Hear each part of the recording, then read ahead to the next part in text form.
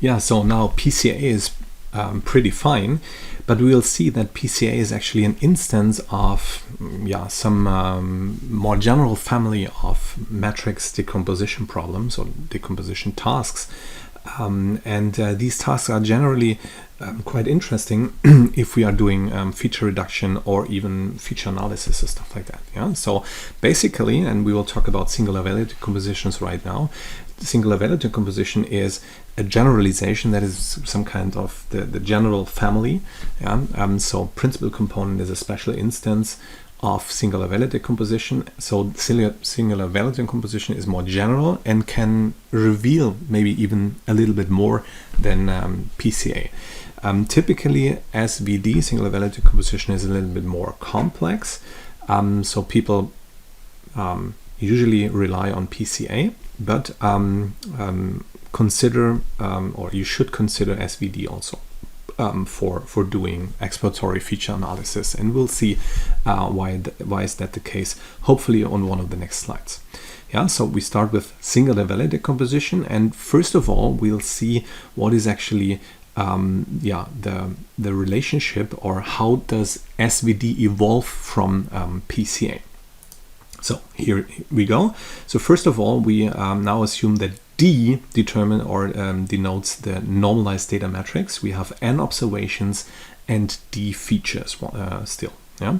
So now it's not X, but D is the data matrix, and we assume it to be normalized.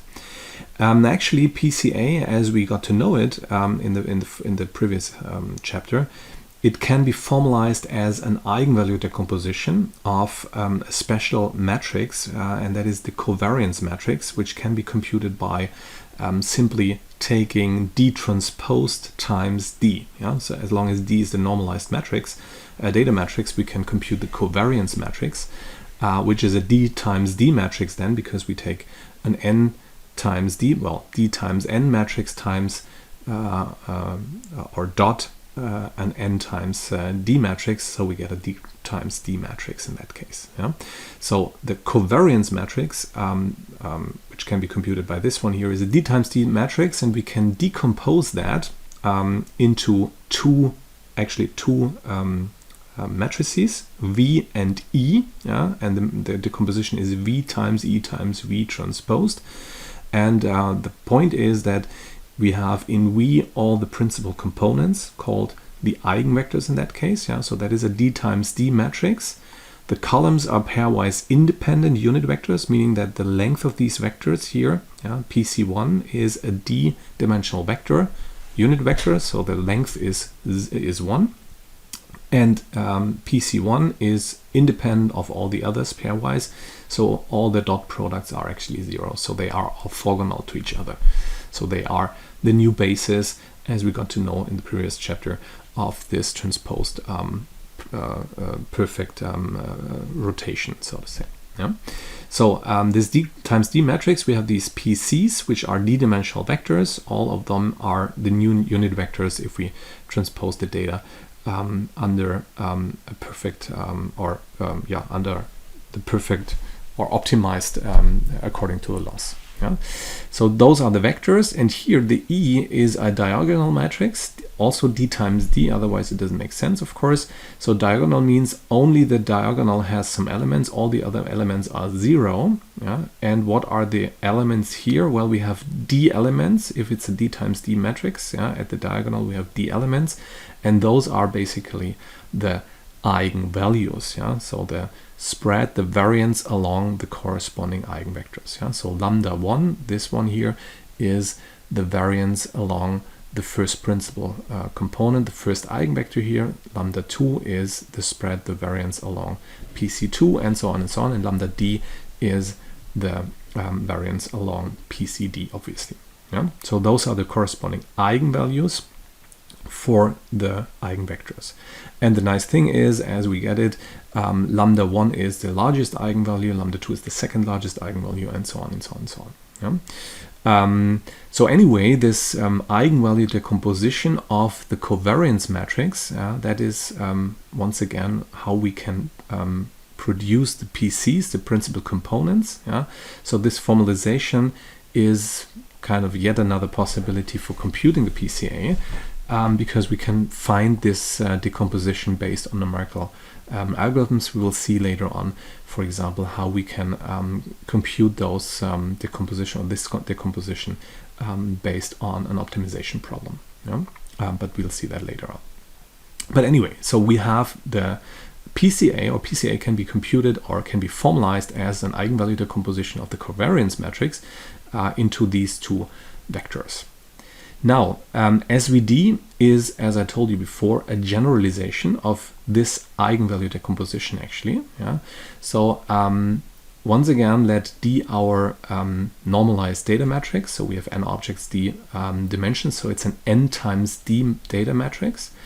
And if we assume that we have K as the rank of this matrix, what does it mean? It means that we have K at maximum K independent rows and columns in this data set. That could be interesting, because that somehow tells us a little bit about classes, clusters, and the corresponding features that are important for the clusters. Yeah, so we'll see an example right away. So anyway, let K be the rank of this data matrix. If that's the case, we can decompose the data matrix now into three matrices, O, S, and A. So the decomposition of D is O times S times A transposed, and you see here the corresponding matrices. Yeah, so the original data matrix is n times D. So the whole product here on the right hand side needs to result in a n times D matrix again. So let's have a look. O here is an n times K matrix, which is column orthonormal, meaning that each of the column is a unit vector, length 1, and the dot product of any two pairs of columns is 0. So the columns are orthogonal to each other, and they are also unit vectors. Yeah? And that is an n times K matrix. S is a K times K diagonal matrix again. Yeah? It's of course absolutely by chance that, and random chance, that this is lambda 1 to lambda k, but anyway, yeah. So once again, a diagonal matrix means that we have only the diagonal elements not 0, all the other elements are 0. Yeah?